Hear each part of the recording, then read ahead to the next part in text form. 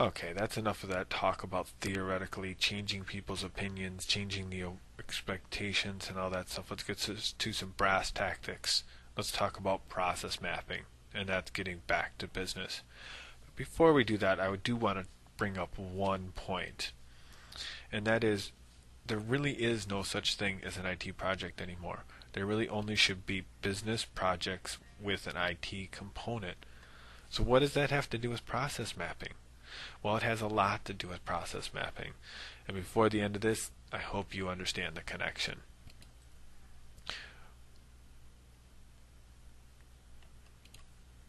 So let's talk about that.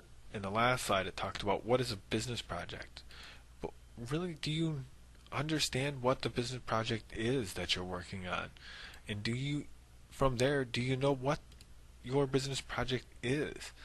And even a deeper question, do you know your business?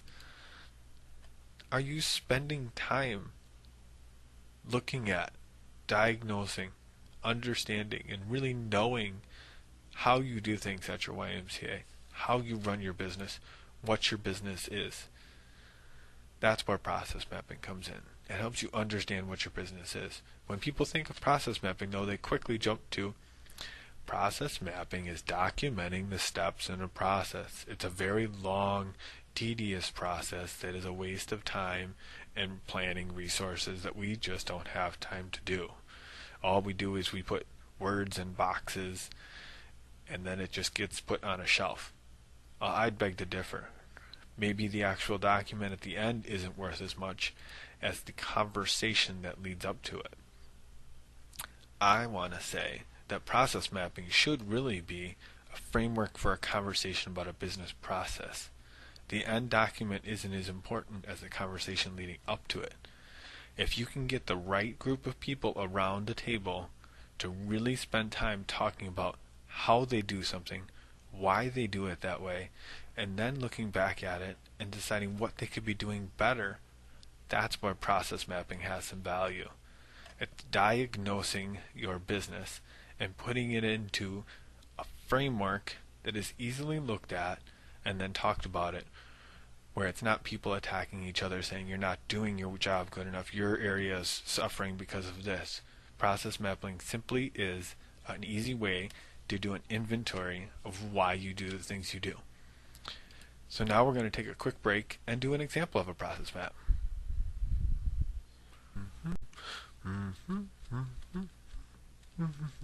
Alright, well here we go. Here's our example today of process mapping made easy. See, look how time jumps and flies as we're making this. We're going to try to do a simple example today to show you how to make a process map in a group or by yourself. We're going to use an example that everybody understands, making a peanut butter and jelly sandwich. And hopefully when it's done, it's a yummy one. So here we go. We're going to make a peanut butter and jelly sandwich. The first thing we need to do is pick what kind of bread we want. So we're going to put a decision box in there, which is a diamond. Then we're going to try to pick, do we want white or wheat bread? So we're going to add both of those choices. Then our next step that we're going to have to do is decide what kind of jelly we want. Again, it's a decision, so we're going to put it in a diamond. We could have berry or grape. We ran out of room on our board, so we're going to put a 1 over there and a 1 over here so we know it continues there. Our next decision is what kind of peanut butter we want. We can have smooth or chunky. Again, peanut butter is a decision, put it in a diamond. When it's all said and done, we end up with a sandwich. We're going to have white with grape jelly, chunky peanut butter. So, boom, voila. A very simple process map. Look at that. We're going to have a sandwich with white bread, grape jelly, and chunky peanut butter. But obviously that was a little bit too simple. There's many more choices or paths that this could have gone. Do we want organic or regular bread? What brand of bread do we want? Do we want homemade jelly or store-bought? Do we want jam? What about all natural, fat-free, or just regular peanut butter? Well, all kinds of choices that we should have included in this map. And then the sandwich. Do we want it cut in half? Do we want it left whole? Do we want the crust cut off? Or do we want it in a baggie to go? These are all questions that we could have added. It's all up to a preference of what we're trying to accomplish.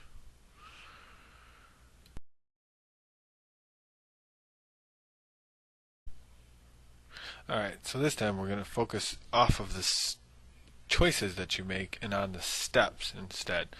We're going to keep this even simpler. We're just going to try to document each step of the process. To do that, we're going to use post-it pads. So for this example of a peanut butter and jelly sandwich, again, we're going to write one step on each post-it. So the first step in a peanut butter and jelly sandwich is bread. So we're just going to write bread on the first post-it. Again, add a second post-it, write the second step, and the second step is jelly.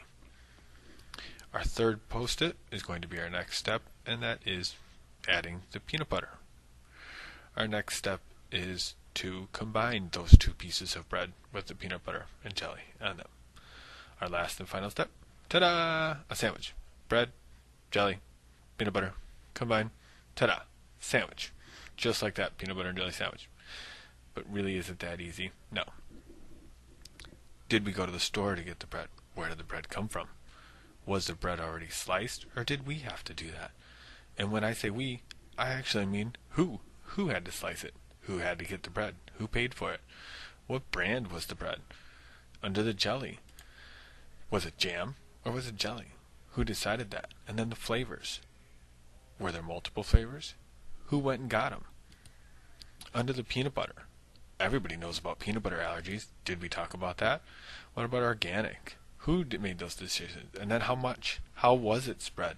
Was it spread with a knife? Was it spread with a spreader? And then in the combined stage, which one did we do first? Did we put the peanut butter and then the jelly? Or the jelly and then the peanut butter? And then did we cut the crust off? Who cut the crust off? Under the ta-da stage, did we eat it? Who was it for? Who ate it? Did we eat it now? Or was it to go? Obviously, this could have been a lot more complicated. Let's do this one more time again. Same process, making a peanut butter and jelly sandwich. Who knew that we'd ever spend this much time talking about peanut butter and jelly, huh? Alright, we could have said, you buy the bread. You get the bread out of the package. You take it out, you put it on the plate. Then we could have added more steps. We could have said, you had to get the knife. You had to get the bread. Oh! Get bread is on there twice. Let's fix that. That's the beautiful thing about post-its. We can just rearrange this and get rid of a step. So let's start with our next steps again. Now we're out buying the jelly. Once we buy the jelly, then we have to open the jelly. Once we open the jelly, we have to get it out of the jar. Once we get the jelly out of the jar, we have to spread the jelly. Then we have to do the peanut butter. Did we buy the peanut butter? Then we spread the peanut butter, get the peanut butter, open the peanut butter. Oops! Again, another mistake. See the spread? How did we spread the peanut butter before we opened it? The value of this process is not to be as accurate and as most detailed as possible the first time through. We can always go back and rearrange those steps and then talk about why we did do them in each order. The most important thing is the conversation around these processes, remember.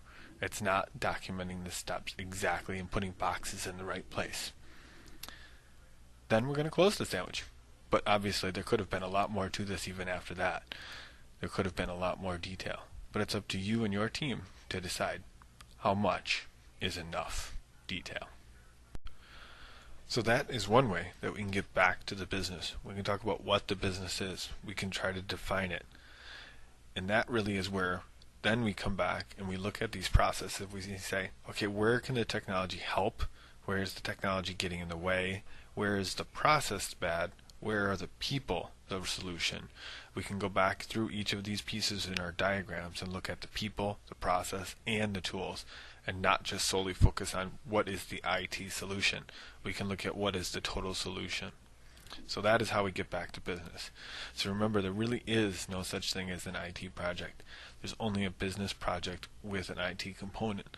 And I hope focusing on the process can really begin the conversation about looking at the business, not the technology. We can then look to improve the process, align the technology, and then that will hopefully help us all reach for the mission, reach for those goals that we're all trying to achieve. All simply by changing the conversation to talk about the business needs, the steps that we follow, and then aligning the tool to meet the needs of those steps. Thank you for joining us, and let's all try this example together now. Thank you.